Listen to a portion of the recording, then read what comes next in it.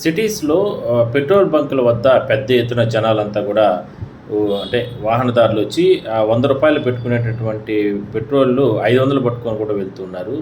So, ఒక panic అయితే అవుతున్నారు జనాలు. అంటే వాహనదారులు. ఎందుకంటే గ్యాస్ ఇబ్బందులు పడుతున్నాం. ఆ రకంగా పెట్రోల్ కూడా ఏమైనా కొరతొస్తుందా? ఈ యుద్ధ ప్రభావంతో అంటూ కూడా రకరకాలుగా భయపడుతున్న నేపథ్యంలోనే ఎందుకైనా మంచిదిరా అని చెప్పి ముందుగానే 500, రూ. 1000 ఇట్లా పెట్రోల్ పట్టుకోవడం గానీ, డీజిల్ పట్టుకోవడం గానీ ఇట్లా చేసుకొని వెళ్తున్నారు. అయితే గతంలో 1 లీటర్‌కు 2 లీటర్లు, ఇట్లా 5 లీటర్ల క్యాన్లు ఇట్లా పట్టేవాళ్ళు పెట్రోల్ బంకుల్లో. ఇప్పుడు దాన్ని పూర్తిగా నిషేధించడం జరిగింది.